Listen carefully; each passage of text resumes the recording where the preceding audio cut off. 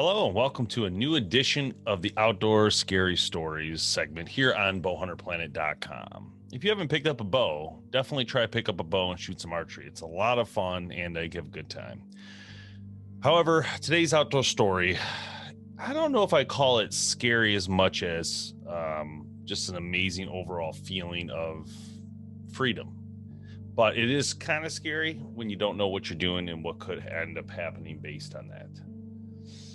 Today's story is about Christopher Mccandless, also known as Alexander Supertramp. Chris was a guy who really just longed to be free and leave normal life behind and escape into the wilderness. And he was subject of a movie called Into the Wild, which is a great movie, actually directed by Sean Penn.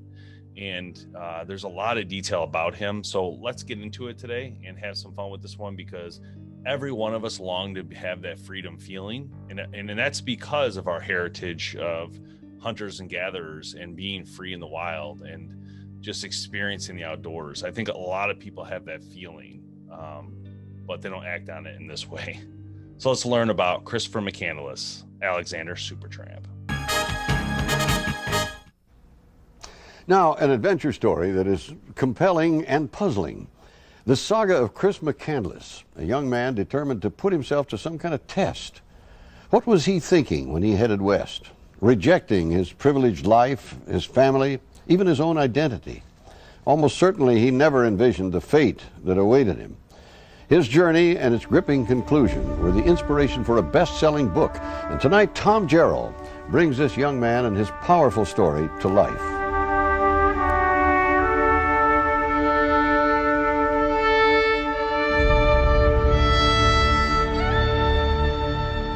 It was an odyssey in the traditional sense of the word. He called it the spiritual revolution, to kill the false being within. A grand journey that would change everything, that would transform his life. Chris Mccandless was captivated by the spell of Alaska. Rugged, wild, challenging. At age 22, he was itching for a romantic adventure, a chance to live like his hero, novelist Jack London, who penned The Call of the Wild. Alaska, where the northern lights stir that yearning for adventure which can haunt a young man.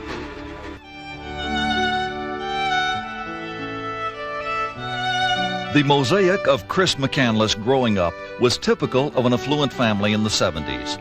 Snapshots reveal a happy youngster, waving to his family, hiking in the mountains, vacationing with his parents in the Caribbean, birthday celebrations and academic achievements. He emerged from childhood handsome and highly intelligent. He just wanted to go from adventure to adventure and experience life fully. He wasn't after security. He wasn't after the house, the kids, the car. You couldn't do half the adventure without having the whole thing. Part of the whole thing was making the whole trip all the way to Alaska by foot, rail. The long-anticipated Alaskan Odyssey was underway. Westberg received a postcard dated April 27, 1992. For the first time, Alex conveyed concern at the danger of venturing into the Alaskan outback. It read in part, "If this adventure proves fatal and you don't ever hear from me again, I want you to know you're a great man. I now walk into the wild." So Chris hitches a ride with Jim Gallion. Jim ended up giving Chris his boots because he didn't have any proper boots. So he said, hey, just give me your call when you get back out so I can get my boots back. But basically, Chris said, I don't want to see anybody, hear anything. He left the map, threw all his change on the counter on his truck, and took off into the wild. After a few days of hiking, he came up to this green bus and decided he would call this home.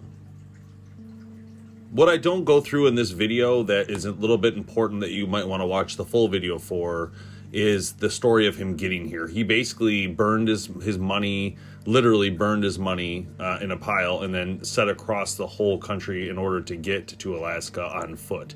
That was part of his challenge and what he was trying to do. But that's like a long part of the story, so we could listen to that in a different video. But for the main part here, we're going to focus on Alaska. The bus, a junker from Fairbanks left for hunters, was 28 miles from the main road. It was outfitted with a stove and a bed. Alex's backpack was only half full. carrying 10 pounds of rice, a .22 caliber rifle, some ammunition, and paperback books. He was determined to live off the land. There's plenty of wild game, from birds of prey circling overhead to moose and brown bear. In this primitive land, the hunters often become the hunted. In the spring, there's also a natural bounty of edible wild plants. Alex became philosophical. His Declaration of Independent Life was inscribed on the bus. Ultimate freedom, an extremist, an aesthetic voyager whose home is the road. He flees and walks alone upon the land to become lost in the wild. And he kept a daily log of his successes and failures. Posing with the game he caught, he snapped self-portraits. Living off the land is a full-time job. I mean, he basically spent most of every day gathering berries and mushrooms and Eskimo potato, hunting small game. He shot a lot of porcupines, squirrels, grouse, ptarmigan. At one point, he shot the moose, which was like hitting the jackpot, this 700-800 pound moose. But he did not know how to preserve the meat, and it soon rotted. By early July, Alex Supertramp had proven he could survive in the wild and was ready to head for home. He hiked back down the Stampede Trail toward the Teclanica River. But the stream he had crossed easily in the spring had become a torrent of melted snow. Without maps which would have shown a way across the river nearby, Alex had become a prisoner, trapped on the wrong side of a raging river. For the first time, his journal entries implied danger. Days 68 and 69, disaster, rained in, river looks impossible, lonely, scared. In January 1993, Krakauer published an article about Mccandless in that month's issue of Outside Magazine. He had been assigned to the story and had written it under a tight deadline. Inspired by the details of Mccandless' story, Krakauer wrote the biographical book Into the Wild. The book was then turned into a film in 2007, directed by Sean Penn. There was no fighting it. I mean, nature had spoken, and he recognized that fact. He returned to the bus and resumed gathering plants for food. So it doesn't look much like a potato, but this is what they call Eskimo potato. And he figured the root's edible, the seeds of the same plant must also be edible, but they're not. What no one knew is that these seeds are in fact poisonous. And when you eat it, it prevents your body from digesting food. His photograph shows a large bag of the poisoned seeds ready to be eaten. The journal confirms his suspicion on day 94. Extremely weak, fault of potato seed. Much trouble just to stand up. Starving, great jeopardy. Then, in spite of his predicament, a cause for celebration. Day 100, made it, but in the weakest condition of life. Death looms as serious threat, have literally become trapped in the wild. He posted a note on the door, an SOS note, saying, if you happen to come by, please, this is no joke. I mean, so in one sense, he hadn't written it off, but he knew he was in deep trouble. He knew that he might very well die, and he was facing death very bravely. On August 18th, 1992, Christopher Mccandless died, wrapped in the sleeping bag his mother had sewn for him. His boots stood by the stove. He had survived 113 days in the wilderness. 19 days later, 6 Alaskans happened to cross the bus and discovered the body. It weighed 67 pounds. The story is kind of magical in some ways. The idea of true freedom from everyday life and really taking back your heritage of living off the land is remarkable. However, in this scenario, logic, education, pure know-how really made this a bad situation for Christopher Mccandless. He went into the wild with very minimal items, something that any hunter or outdoorsman would know is not a good idea. He also went out there with lack of knowledge. And this is important because when we talk about a young man kind of finding his way in the world, and or a young man who just like a rite of passage. When a young person is moved by this sort of passion and feels compelled to go on this sort of quest, I think you have to let him. I think there's no way you can stop it. In our culture, we don't have formal rites of passage like in some ancient cultures. They're taking risk, subjecting yourself to a dangerous rite of passage maybe is something many people have to go through to become a man or a woman. This isn't really a rite of passage in the sense that kids who grew up like that had that type of mentality for rite of passage, like example, American Indians, when they grew up with that wild around them. They understood it as a young age, and they were taught the lessons of how to survive that land, not from a book that with no instructor to help detail that information. What Christopher Mccandless did was take a huge risk with his life, based on the fact that he was not prepared for what he set forth.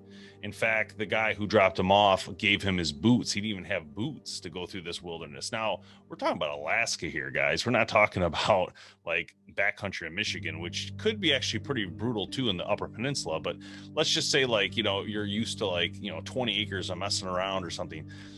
That is nothing compared to what Alaska has that can, challenge you. He was able to survive 113 days out there, which is remarkable, really cool, and really well done that he survived. Unfortunately, he ate the wrong things, which put him in a bad spot. Also underestimated the river and didn't understand when he needed to get out, and didn't know there was a bridge. He didn't map anything. I mean, literally didn't do anything. Now, do I love his drive to just go? Yeah, absolutely. I mean, who any outdoorsman would love the idea just to be free, just walk through the woods, survive off the land. But I think after like a couple nights, you'd be like, this kind of sucks, like it would be hard. And I know that from watching, I know they're just shows, but you watch these different shows like Fat Guys in the Woods that used to be on, Alone, Naked and Afraid. What these people go through out there is not the easiest thing. Alone's a great example because you actually have the equipment, and these people are surviving 75 days, 80 days. This dude did 113 days with like virtually no equipment, which is really incredible. So the story is like a living legend. People travel all over the place around the world to get to that bus. So they had passed that routes you could find online to how to get to the bus. But what ended up happening is people started getting caught out there, get hurt out there.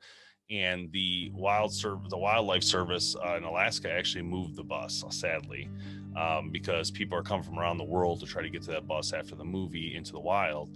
So they had to actually move the bus, and they moved it, and I think they destroyed it, but no one knows where it went actually. But not the worst thing. I get it. You can still hike to the area, right, where the bus was if you wanted, but like, I get it. People that, there's always a risk. People who are saving us, right? So the DNR or whatever, they spend a lot of money to get people out there to save people, to help get people out that get caught back there, don't understand the woods. Again, it's a great idea, and the feeling of going into the wild and experiencing life at that level is an amazing thing. However, you have to be prepared for what you're stepping into. If you're not prepared, you're not being logical. And if you're not being logical, you're not going to survive out there. I mean, there's a lot of important features that come with this type of thing, and a lot of things you need to think of. So anyhow, that's the story of Alexander Supertramp. Hope you guys enjoyed it. We'll see you next time. Make sure you like and subscribe around here, and let's get to the next story soon. We'll see you.